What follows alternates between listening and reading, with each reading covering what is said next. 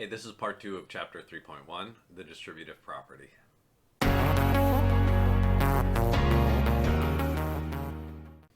So our goals in this section are 1, learn how to use the distributive property, and 2, simplify expressions that have the distributive property in them.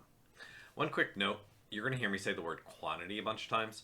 Quantity is an amount, and in an expression, anytime there is a couple of terms inside parentheses, you can call that a quantity. So for example, if there's a 3 plus x in parentheses within an expression, I might say the quantity 3 plus x.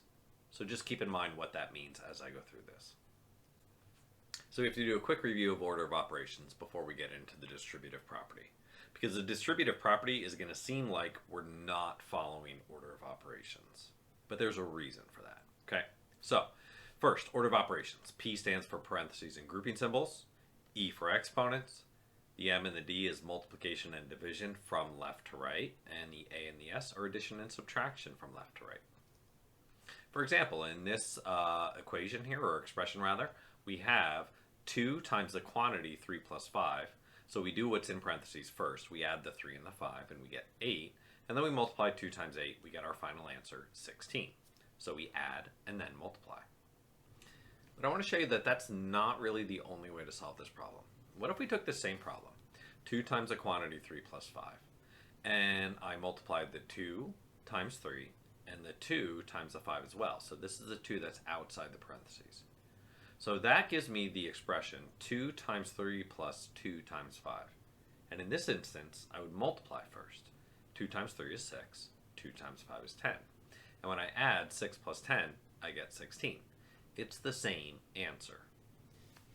Now, most of the time you will not use that method, but there are times that you will.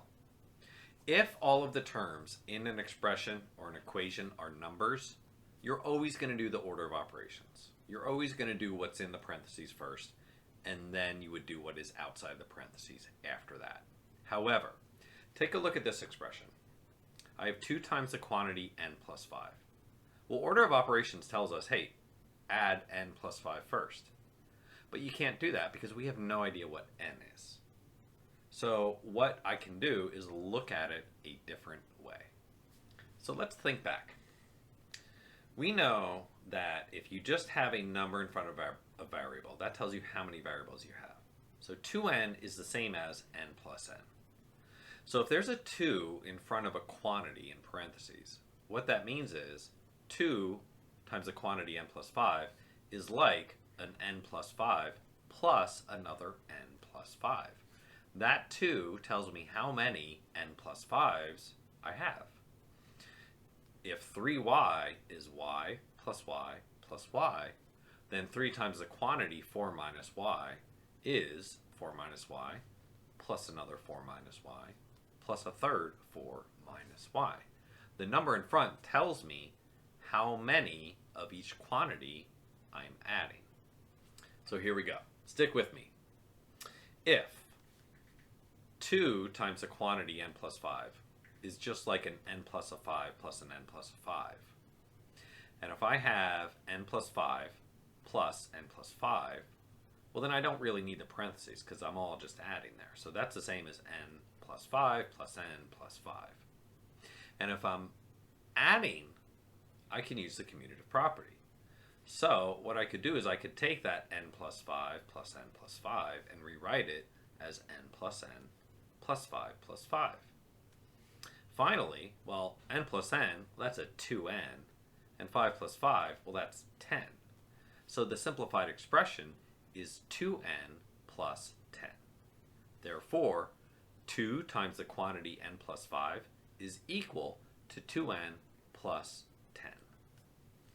So that was an awful lot of writing and a lot of places to make mistakes. So there's a shortcut, okay? So if we have the quantity 2 times, or rather the expression, 2 times the quantity n plus 5, that is equal to 2 times n plus 2 times 5. What you do is you take the number outside the parentheses and you distribute it. You multiply it against every term inside the parentheses. So you take that 2 and you multiply it times the n. Well, 2 times n, that's equal to and then you multiply the 2 times the 5. Well, 2 times 5 is 10, and it's a positive 10, so you have to put that addition sign, the positive sign, in front. So that would be 2n plus 10. What I want you to be able to do is understand what's happening with the distributive property. I want you to be able to do all three, even though the last one is the one you're going to be doing the most often. I do want you to understand that if you have an expression like this, 3 times a quantity n minus 4, that means one quantity of n minus 4 plus a second quantity of n minus 4 plus a third quantity of n minus 4. I also want you to understand that when you have this expression, that you can remove the parentheses and you can also use the commutative property. So that can be written as n plus n, and all of those negative 4s would turn into add the opposite.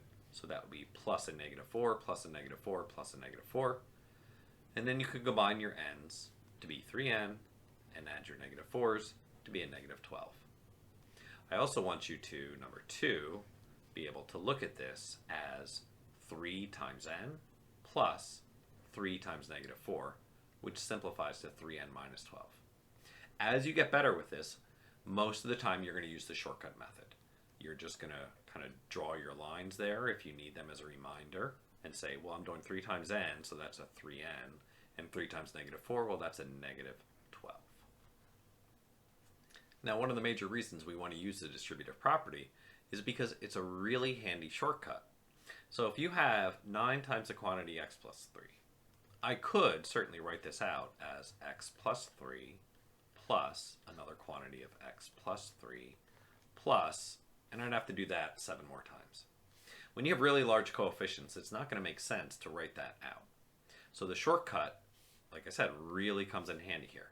So you simply take that number in front of the quantity, the 9, you multiply it times the x. Well, 9 times x is 9x. And then you take the 9 and you multiply it times the 3. 9 times 3 is a positive 27, so that would be plus 27.